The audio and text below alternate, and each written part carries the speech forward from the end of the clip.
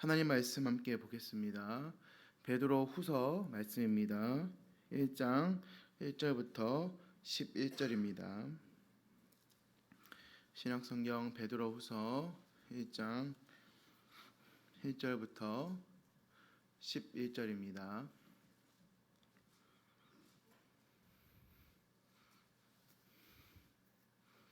베드로후서 1장 1절부터 11절 말씀을 한 절씩 교독하도록 하겠습니다. 예수 그리스도의 종이며 사도인 시몬 베드로는 우리 하나님과 구주 예수 그리스도의 의를 힘입어 동일하게 보배로운 믿음을 우리와 함께 받은 자들에게 편지하노니,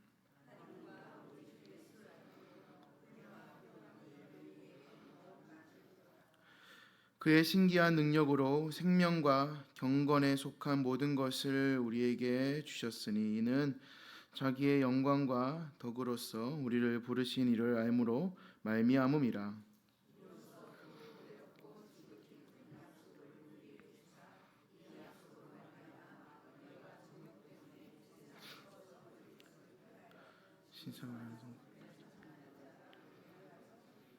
그러므로 너희가 더욱 힘써 너희의 믿음의 덕의 지식을, 경건의 형제의 우애를, 형제의 우애의 사랑을 더하라. 결정한 것, 너희가 우리 주 예수 그리스도라 게으르지 않고 열매 없는 자가 되지 않게 하려. 이런 것이 없는 자는 맹인이라 멀리 보지 못하고 그의 옛 죄가 깨끗하게 된 것을 잊었느니라. 형제들아, 더욱 힘써 너희를 부르신가 택하심을 굳게 너희가 이것을 행한 줄 언제든지 실족하라. 다 같이 봅니다. 이같이 하면 우리 주 구주 예수 그리스도의 영원한 나라에 들어감을 넉넉히 너희에게 주시리라. 아멘. 사람마다 이 아름다움을 싫어하는 사람은 없습니다. 아름다운 것을 보면서 정말 이상하다라고 말하는 사람은 없을 것이고, 아름다운 것을 받았는데 기뻐하거나 싫어하는 사람은 없을 것입니다.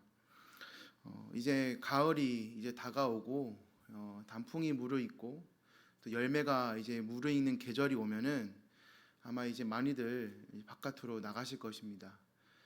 이제 7월달, 8월달이 많이 더웠죠. 아직은 아주 덥지만 7월달, 8월달은 많이 더웠잖아요.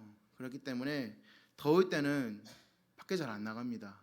에어컨을 틀고 집에 있기 때문에 밖에 잘 안 나가는데, 이제 9월, 10월, 11월이 되면은 이제 밖을 많이 나갑니다. 왜 그렇습니까?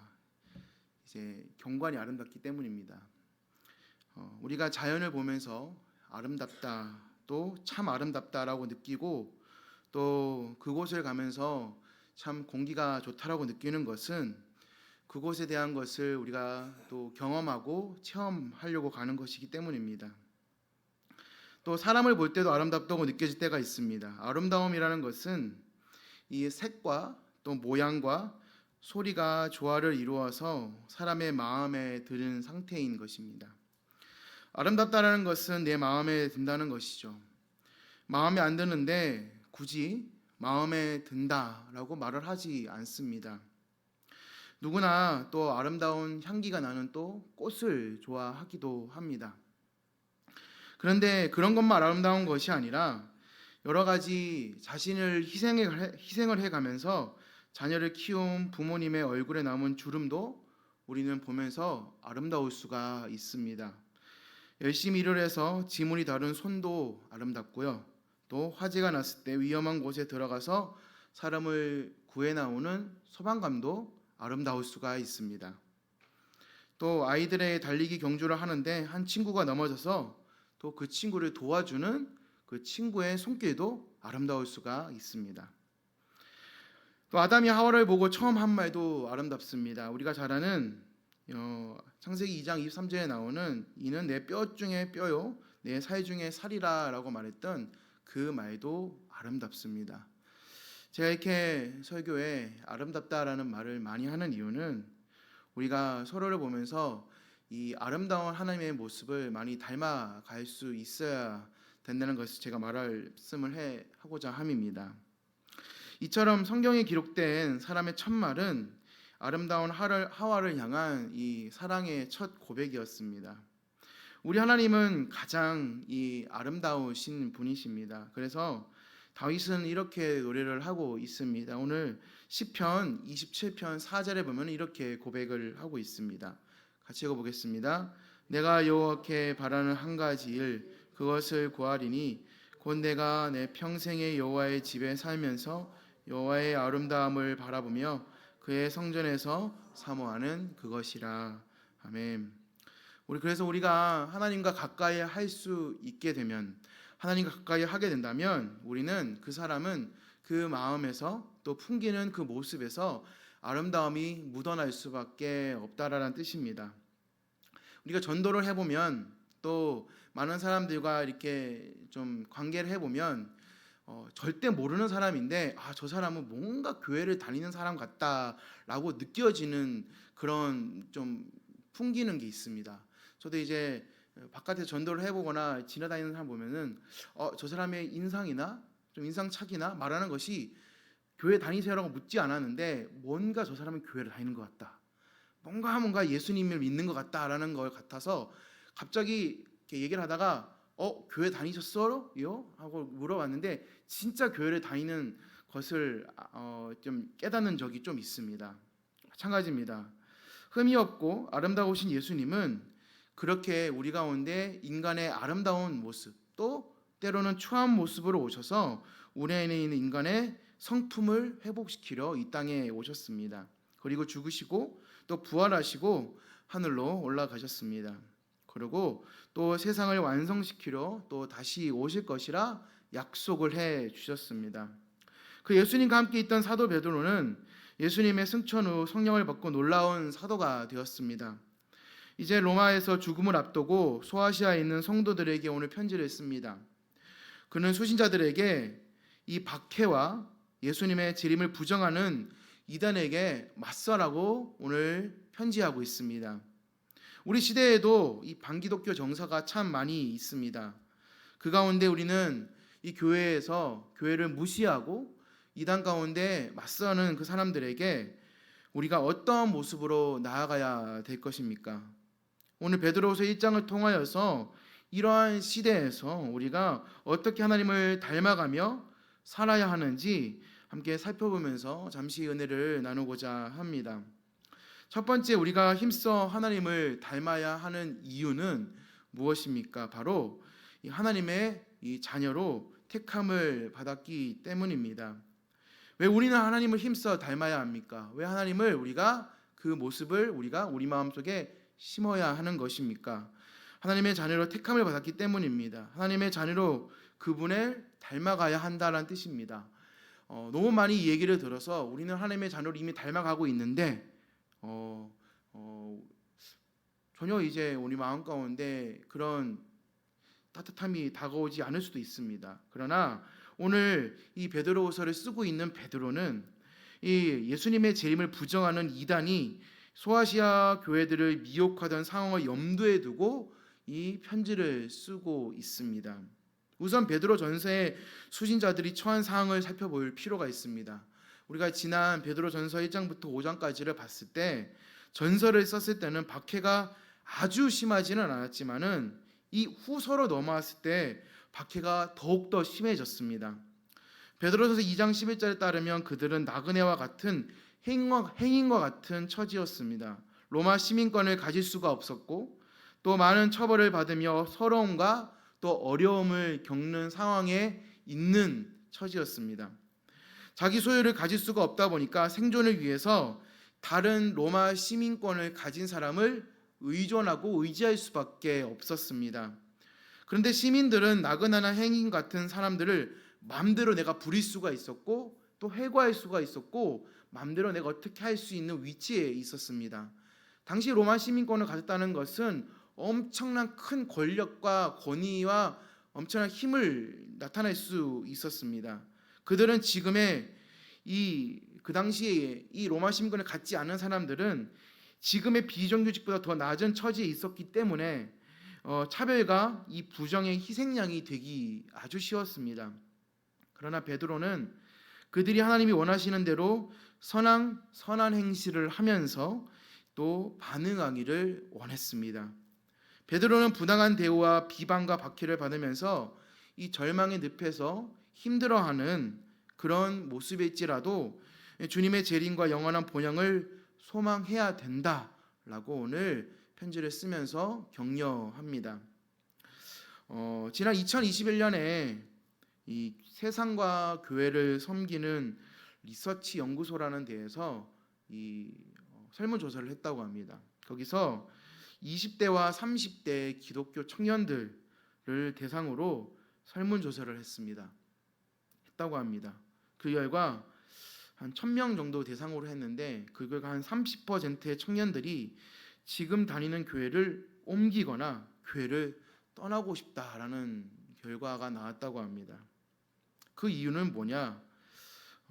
교회 지도자들의 언행불일치, 또 청년부 안에 끼리끼리의 문화로 인한 높은 진입장벽, 또한 영적 갈급함이 채워지지 않아 느껴지는 신앙의 회의감, 이런 것이 문제로 지적이 되었습니다. 청년들은 이 목회자의 언행일치를 보면서 하나님을 닮은 성품의 무엇인지를 배우고 살아갑니다. 저는 이제 이 기사를 보면서 되게 많이 찔렸습니다. 제가 청년부를 담당을 하고 있는데 저 청년들이 날 보면서 저런 마음을 느끼고 있지 않을 수도 있겠구나, 이런 생각을 하면서 많이 찔렸습니다. 제가 더 노력을 많이 하고 많이 기도를 해야 되겠구나 라는 생각을 했습니다. 마찬가지입니다. 오늘 이 바울은 또 오늘 이 베드로는 오늘 이 수신자들에게 올바르게 하나님의 뜻을 전달하는 마음이 가득 마음속에 있었을 것입니다. 또한 이 언행일치, 자기가 말하는 대로 똑같이 행동을 해야 되는 것들이 분명히 그 당시 수신자들은 보고 있었을 것입니다. 또한 디모데전서에 보면은 바울은 에베소 목회자인 디모데에게 자신의 성품과 설교가 일치하는지를 살피러 권면했던 적이 있습니다. 지도자일수록 언행일치가 중요합니다. 집에서도, 또 부모로서, 또 우리가 어느 위치에 있든지 내가 말하는 대로 우리가 살아야 되는 것이 참 중요한 것입니다. 그래서 오늘 본문 말씀 4절에 보면 이렇게 말씀을 하고 있습니다. 다 같이 읽어보도록 하겠습니다. 이로써 그 보배롭고 지극히 큰 약속을 우리에게 주사 이 약속으로 말미암아 너희가 정욕 때문에 세상에서 썩어질 것을 피하여 신성한 성품에 참여하는 자가 되게 하려 하셨느니라. 아멘. 그래서 오늘 이 말씀을 통하여서 제가 오늘 말씀의 제목을 신성한 성품에 참여하는 자라고 이제 한번 잡아봤습니다. 여기서 베드로는 교회 안에 있는 사람들에게 수신자들에게 신성한 성품에 참여하는 자가 되어야 된다라고 오늘 권면하고 있습니다.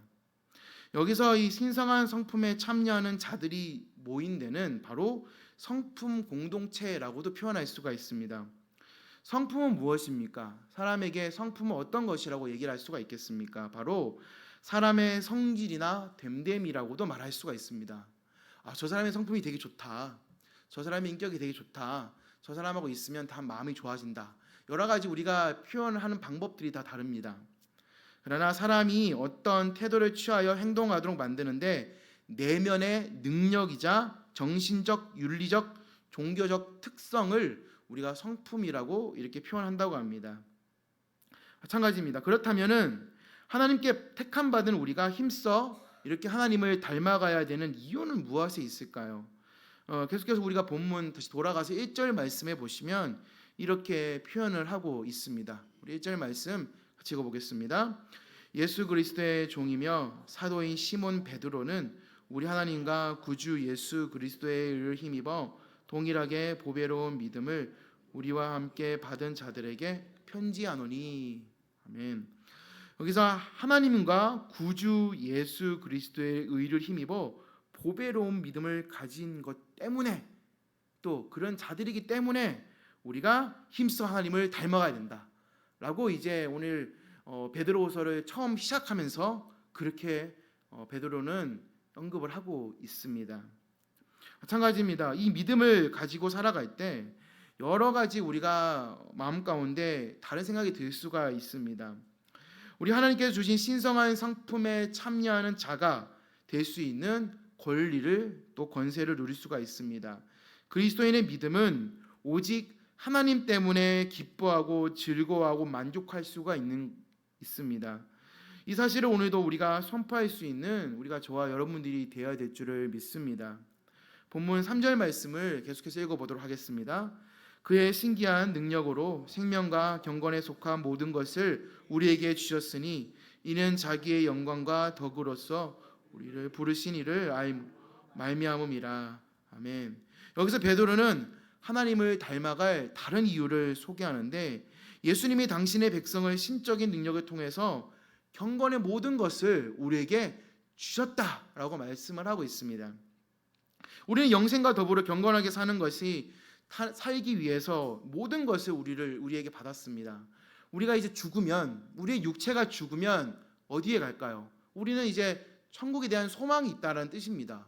우리의 육신은 썩어져서 없어지게 되지만 우리의 영은 바로 이 천국에 대한 소망이기 때문에 우리는 거기에 대한 완벽한 믿음이 있다는 뜻입니다. 그러므로 구원의 확신을 가지고 경건하게 주님을 닮아가는 삶을 살 수 있어야 됩니다. 본문에 계속해서 10절 말씀을 읽어보도록 하겠습니다.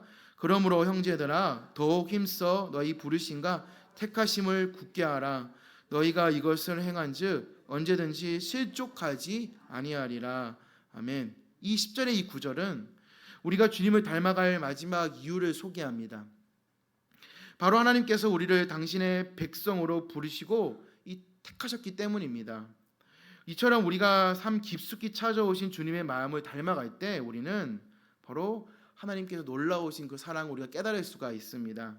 그래서 그렇게 우리가 닮아가는 저와 여러분들이 될 수 있기를 간절히 바랍니다. 두 번째, 그렇다면 힘써 하나님을 닮아갈 수 있는 방법은 무엇인가? 두 번째는 하나님의 신적인 성품을 통해서 닮아갈 수가 있습니다.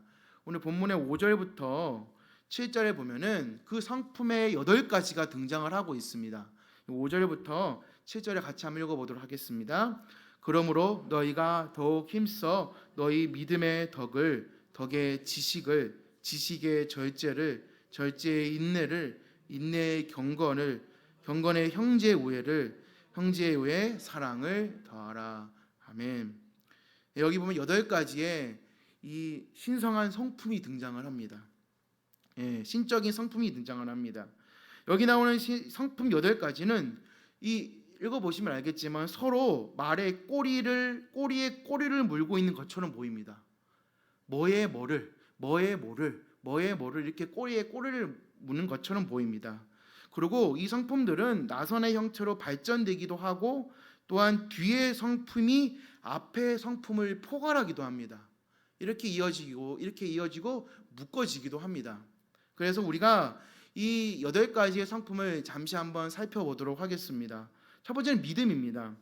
5절에 따르면 우리가 하나님을 닮아가는 첫 번째 단계는 이 믿음에 있다라고 말씀합니다. 마찬가지입니다. 이 믿음 혹은 신실함이죠. 신실한 하나님과 생명의 복음을 믿는 것이 하나님을 닮아가는 첫 출발점입니다. 그래서 이 베드로는 이 성품의 제 첫 번째 믿음으로 시작을 하고 있다라고 저는 생각이 들었습니다. 그래서 우리가 베드로는 믿음으로써 우리가 알다시피 예수님께서 부르셨을 때 이 갈릴리 호수를 잠시 걸었지만은 강한 바람을 보자마자 두려움을 느끼고 물에 빠졌습니다. 예수님은 손을 내밀어서 그런 베드로를 건져 주시면서 이렇게 말씀을 하셨죠. 믿음이 작은 자여 왜 의심하였냐? 결국 베드로는 제자들은 예수님을 향해 진실로 당신은 하나님의 아들입니다 라고 이렇게 고백을 하였습니다. 두 번째는 이 덕입니다. 덕. 이 믿음으로 사는 성도가 참여할 두 번째 신적인 성품은 우리가 덕인데요. 이 덕의 이 원어를 살펴보게 되면은 누군가를 기쁘게 한다라는 뜻입니다. 이 덕은 남을 배려하는 탁월한 인품입니다. 성부 하나님은 우리에게 성자 하나님이 신 외아들을 보내주심으로써 가장 덕스러운 분이 되셨습니다.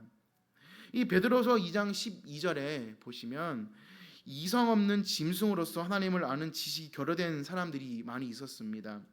마찬가지 아니요. 이 성부 하나님 우리에게 성자 하나님이 신 외아들을 보내주심으로써 덕스러운 분이 되셨고 우리는 우리를 제사장 나라로 삼아 주신 하나님의 신실하신 덕을 또 선포해야 된다라는 뜻입니다. 세 번째는 지식입니다. 우리는 이 지식을 갖춰야 될 필요가 있습니다. 여기서 우리를 수신자를 미혹하던 거짓 선생이 등장하는데 여기서 이제 베드로전서 2장 12절에 나오는 이 이성 없는 짐승이 등장을 합니다. 여기서 하나님이 아는 지식이 결여된 상태로 나아가는 것은 올바르지 못하다는 뜻입니다. 우리가 하나님을 아는 경험으로 살아가다 보면은 많은 말씀들이 우리에게 들어오는데 올바른 지식이 우리 가운데 들어와야 된다는 뜻입니다. 네 번째는 절제입니다.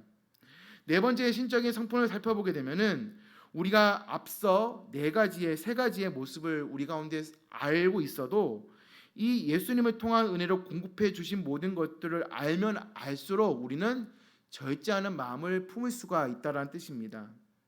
다섯 번째는 인내입니다. 성도는 자신을 방종으로 빠뜨리는 이단의 유혹에 맞서서 절제하고 인내하는 마음이 가장 필요하다는 뜻이죠. 그래서 당시에 박해와 같은 어려움도 극복할 수가 있었습니다. 베드로가 당시 수신자들에게 너희가 그렇게 힘들고 어려운 박해 가운데 있더라도 이겨낼 수 있는 것은 하나님이 주신 이 신적인 성품, 인내의 모습도 있었기 때문이다 라고 말씀합니다. 여섯 번째는 경건입니다. 믿음과 덕과 지식과 절제, 인내에 참여하면 당연하게 경건하게 살 수가 있습니다. 베드로후서의 순인자들은 매일 이단과 박해를 직면하는 가운데에서도 하나님만 예배하며 경건하게 살았고 또한 이처럼 일상의 경건을 통해 재림을 준비했습니다. 일곱 번째와 여덟 번째는 형제의 우애와 사랑입니다. 마찬가지입니다. 하나님의 성품을 닮아가는 것 가운데 가장 중요한 것이 바로 서로를 사랑하는 것이고 서로 가운데 예수님의 사랑과 서로의 형제 우애가 가득해야 된다는 뜻입니다.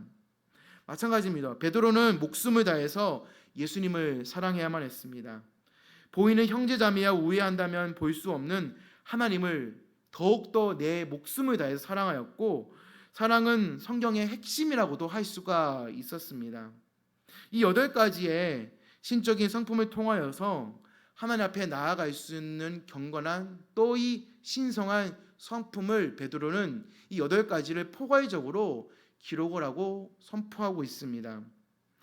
물론 이 모든 것은 우리 삶 속에 깊숙하게 자리를 잡고 있지만 쉽게 다 이룰 수는 없는 것입니다. 우리가 8가지를 다 마음속에 알고 있습니다. 그러나 쉽게 내가 8가지 이 모든 성품들을 마음 가운데 다 알면서 그렇게 다 내가 이루면서 산다 쉽지는 않습니다. 성도로서 믿음의 길을 걸어갈 때 이렇게 이 8가지의 성품 또한 우리가 그런 모든 것들을 하나님을 닮기 위해서 애쓰는 것 또 힘쓰고 그 성품에 참여할 수 있다는 것은 우리에게 주신 특권이자 권리인 것입니다. 그래서 오늘 이 말씀을 보시면서 그 성품에 참여할 수 있기 위해서 노력하는 저와 여러분들이 될 수 있기를 바랍니다. 마지막으로 그렇다면은 우리가 이렇게 8가지의 내용도 있고 성품도 있고 노력하기 위해서 그러면 하나님의 힘써 하나님을 닮을 때 그러면 마지막에 유익은 무엇인가? 구원의 확신과 예수님을 더욱더 깊이 알 수가 있게 됩니다. 예수님을 더 깊이 알게 됨으로써 구원의 확신을 또 갖게 되면서 다른 이단에 빠지지 않을 수가 있게 됩니다. 오늘 본문의 8절 말씀을 같이 읽어보도록 하겠습니다. 이런 것이 너희에게 있어 흡족한즉 너희로 우리 주 예수 그리스도를 알기에 게으르지 않고 열매 없는 자가 되지 않게 하려니와. 아멘. 우리가 주님을 닮아가면서 하나님의 부르심과 택하심을 굳건히 또 할 수가 있습니다. 우리가 아까 전에 살펴봤던 제 8가지를 다 일일이 말씀드린 이유가 우리가 이 마음 가운데 부르심과 택하심을 견고히 할 수 있는 방법이 여기에 담겨져 있기 때문입니다. 그래서 성도에게는 우리 주 예수 그리스도의 영원한 나라에 들어갈 수 있는 가장 중요한 티켓이 여기에 담겨져 있다는 뜻이죠. 그래서 오늘 마지막으로는 11절 말씀을 다 같이 한번 읽어보도록 하겠습니다. 이같이 하면 예수 그리스도의 영원한 나라에 들어감을 넉넉히 너희에게 주시리라. 아멘. 세상에서 이 그리스도인의 최종 종착점은 제가 방금 말씀드렸듯이 이 영원한 하나님의 나라, 이 천국입니다.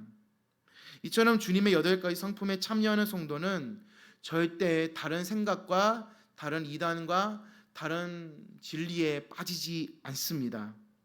우리가 하나님을 닮아가는 삶을 추구함으로써 주님을 더 알아갈 수가 있다면 욕망에 사로잡혀 방탕하게 살라고 우리를 미혹하는 이단에서 우리는 이길 수가 있습니다. 이번 주부터 우리가 이제 양육 훈련을 하잖아요. 이 양육 훈련을 하는 이유가 무엇이겠습니까? 이런 사이비와 이단과 이런 이 나쁜 것들에 대해서 우리가 이겨내기 위함입니다. 저는 이제 교리반을 하고 있습니다. 이 교리반을 하시는 분들은 더 잘 이겨낼 줄 믿습니다. 모두 다 잘 이겨낼 줄 믿습니다. 항상 우리가 깨어서 기도할 때 우리가 천국 소망을 품을 수가 있다는 뜻입니다. 또 매일 새롭게 주신 하나님의 은혜를 사모하는 귀한 성도분들이 될 수 있기를 바랍니다. 말씀을 정리하도록 하겠습니다. 우리가 요즘에 사는 세상은 그렇습니다. 공부 잘하고 좋은 데 취업하고 또 사업이 크게 되고 돈이 많이 벌면은 우리가 저 사람은 좀 성격이 나빠도 좀 돼. 그런 시대가 되었습니다. 돈만 잘 벌면 되지. 뭐 좀 좋은 위치에만 가면 되지. 저 사람의 성격이 뭐 좀 나쁘면 뭐 어때? 그런 시대가 되었습니다. 하지만 예수님께서 재림하시면 우리의 모습을 보시고 심판하실 것입니다. 주님은 우리가 어느 학교 출신인지, 학위가 있는지, 또 얼마나 좋은 직장에 다녔는지, 사업체가 얼마나 컸는지, 또 돈을 얼마나 벌었는지, 또 교회에서 어떤 직분을 맡았는지, 교회가 큰지 작은지에 전혀 관심이 없으실 겁니다. 대신 주님을 닮고자 하는 그 치열한 마음을 품고 살았는가, 그 모습을 아마 보실 겁니다. 그리고 그 결과로 맺은 오늘 말씀에 나오는 신성한 성품, 신적인 성품을 얼마나 잘 이루면서 살았는가 아마 물어보실 겁니다. 우리가 하나님을 닮아가기 위해서 매일 실천하는 일은 무엇이겠습니까? 성령님의 도우심을 구하면서 그것을 실천하기를 우리는 또 아주 열심히 치열한 삶을 살면서 노력해야 될 줄을 믿습니다. 하나님의 성품을 닮아가는 사람은 단순히 우리가 나이가 들어가면서 그렇게 늙어갈 수는 없습니다. 다만 주님의 성품으로 우리는 세월이 흘러가면서 성숙해져야 된다는 뜻입니다. 우리 모두 우리가 하나님의 말씀을 보면서 우리가 이 세상 가운데 살아가면서 경건의 마음을 품으면서 거룩한 마음을 품으면서 예수 그리스도를 닮아가는 저와 여러분들이 될 수 있기를 예수 그리스도의 이름으로 간절히 축복합니다. 아멘. 시간에